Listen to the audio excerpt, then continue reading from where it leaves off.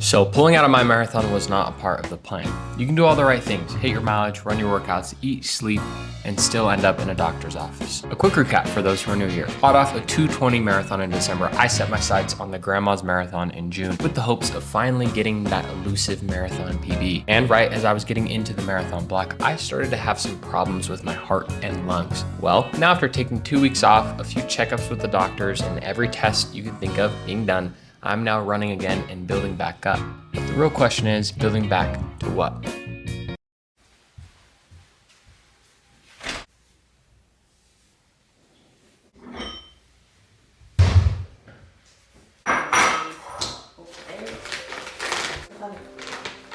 Sorry, we're homeless.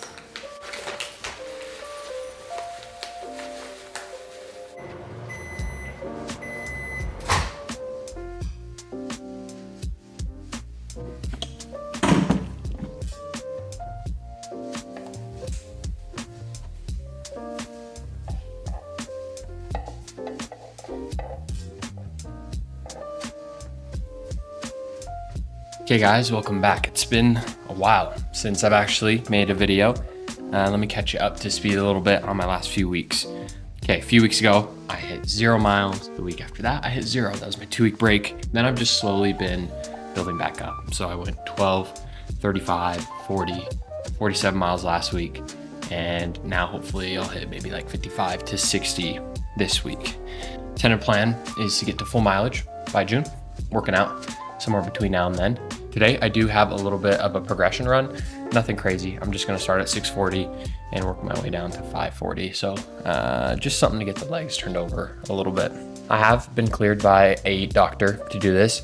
I've basically done every test you can get on your heart under the sun. Pulmonary function test, cardiac MRI, I'm gonna get a CT scan, a million EKGs, all this stuff. Doctors are being really thorough with me, which is very nice. I am getting one test done today. I'm gonna show you guys that. It's just a genetics test.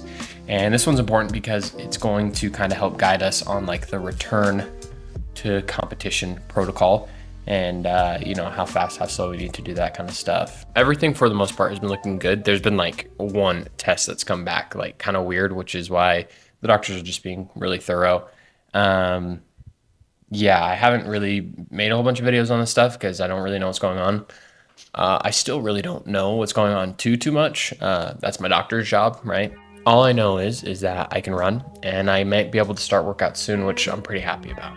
So it's no secret that running is something that I love to do, and it's one of the biggest things in my routine that keeps me sane. I've run consistently since all the way back in high school. And when you've done something that consistently for that long, it just becomes a part of your routine. I've always found taking time off running to be painful, even though it's probably one of the best things you can do between seasons, marathons, and training cycles. But if breaks are so good for you, then why is it so hard for me to do it? For me personally, I have to blame the hustle mindset for making it so hard. You know, that David Goggins mindset of other people are getting better while you're resting. And don't get me wrong, I am a sucker for those types of cheesy motivational videos and quotes. And honestly, I really like the whole hustle mindset in culture, but it's important to keep in mind that there is no such thing as a good extreme. And you know what, I'm not gonna lie, I live in that extreme every so often to my detriment. And sometimes it's hard to not have the thoughts in the back of your mind of everyone progressing while you're just kind of stuck waiting to get healthy. You know, you might be on a track team full of people, and while they go out to do their workout, you're stuck cross training. Or especially nowadays, you just open Instagram or Strava and you're immediately bombarded with a video or a run of someone doing something amazing in our sport. Lucky for me though, I am a veteran at this point in my running career, so I know better than to fall into this trap of comparison. Unfortunately for me, even though I do know better, that doesn't always mean I actually do better. But I'd say this far on, I'm doing all right.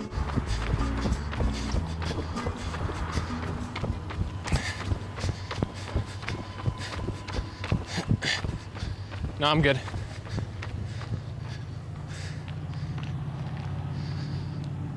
It's a good one. Nothing too shabby. Just a progression down to 540-ish pace. Feeling okay. Not too bad for the first little something back. Today was a good day, you know, feel good, feel happy, feel positive about my running. And honestly, life just ain't too bad. But, you know, some days, like yesterday, for example, was kind of a day where I was like, you know what, like, dang, am I ever going to get better? And obviously that's dramatic, but I always say, like, you don't want to let the bad days win. So I got my run in yesterday. I saunaed. I didn't lift weights, but I did core. And you know what? If you did something to make you better on that day, it ain't a bad day. That's all I gotta say. Okay guys, this is the final test that I have to take for like my heart. I got it sent in the mail today. Apparently it's like it's a genetic test thing. They're testing me for a gene to see if I have this potential weird heart disease. Really, like, that sounds a lot more serious than it actually is. I don't know. Really, I think this is just like the last and final test, because everything else has looked good. The cardiac MRI, all this other stuff. This is probably just the last and final test that they need to give me before they can like say like, okay, you can run now. Just so they can like, I don't know, absolve themselves if I have like real serious problems during like a race or training or whatever. But here it is. Oh my gosh, there's like a purple liquid in there too. Put it in a specimen bag.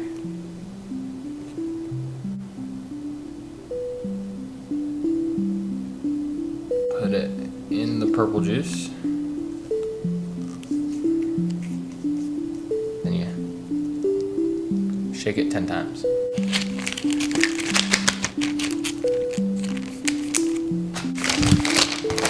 Send the sucker in. It's probably gonna take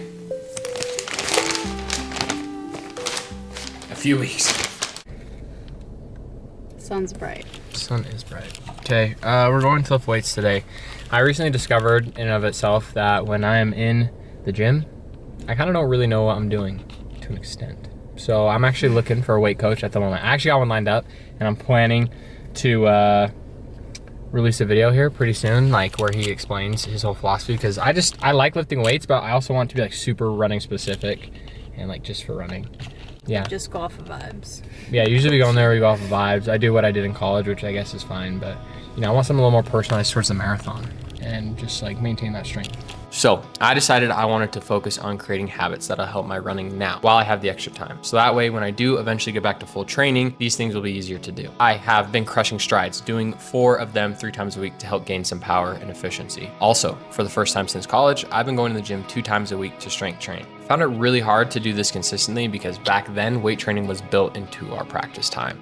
And everything I've been doing, I've been tracking with my Coros watch. Obviously, I've mentioned all the different activities that you can record data under, but lately I've been paying close attention to my overnight HRV. Your HRV, or your heart rate variability, measures the variation in time between heartbeats. This shows the activity of the parasympathetic and sympathetic nervous system and just overall general health. Higher HRV indicates that the body is adapting well, and a lower HRV indicates some type of stress. I've been really focusing on recording all my activities and comparing them to my HRV to make sure I'm not overdoing anything at the moment. And since I have my activities and HRV scores recorded, I've been able to see that when I sauna, I typically end up with a higher HRV the next day. When I get sick or feel under the weather, my HRV tends to be lower. I basically live here now. This is my spot, the gym. I'm more comfortable in the gym than I am on a track, to be honest. I've also been sauning super consistently as well, and not really just for the heat acclimation benefits, but for the hormone and other physiological benefits as well. A study came out saying sauna after you run increases blood plasma volumes, testosterone, natural EPO production, and a whole bunch of other things. Now, I would sauna for a few weeks in college during the season, and I'm gonna be honest, I didn't notice much of a difference at all really in how I felt or how it affected my running. But the real reason why I've returned back to it is because I realized that the benefits of sauna aren't going to change my running overnight or even for a season. And the same thing could be said for lifting and doing stride. I just think that the benefits compound over time as you train. For example, with weightlifting, obviously getting stronger is a benefit, and you'll probably get faster just by being stronger. But another benefit that a lot of people don't think about, being stronger means you get to train faster. And it's the training faster, weeks and weeks on end, seasons and seasons on end, that really make the difference. Now, I will say you do have to pick your battles though. You can't obsess over everything. I definitely don't think it's healthy to obsess over everything. Obviously, I said before in the video, there is no healthy extreme, but running, just in general, is a sport all about the long game. So whatever you do, make sure you do it consistently and for a long time. I just really think that now, for me, at least, is a perfect time to focus on getting a little bit more power and more strength and create habits that'll hopefully help me get more out of my future training cycles. Camera eats first. Yeah, what's in your bowl? Okay, the base is a quinoa blend with mushrooms, peppers, onions, all the good stuff. Then you got carrots. Did you say quinoa blend? Yeah. Dang, you're getting fancy on here. Then you got carrots, you got some cabbage, some avocado, broccoli, chicken, and then all topped off with this mango dressing that's really good. And obviously a little cheese spread. Me, on the other hand, I'm feeling a little bit of like some spicy curry with some kale, broccoli, carrots, peas, chickpeas, chicken, some bread on the side, and a smoothie that has a shiz ton of stuff in it. So on my last YouTube video, someone made the comment because I was going over my goals and what I'm gonna do to get better. Someone made the comment of saying, Adam, you can't fruit and berry your way to a 2:15 marathon. You need to believe in yourself and have confidence. And that's because I said one of my goals was to eat healthier. That comment was actually really funny. And so, you know, you're right to an extent. I can't fruit and berry my way to a 2:15 marathon. I gotta have that confidence. I gotta have that belief in myself. But fruit and berries will help. So we're doing both.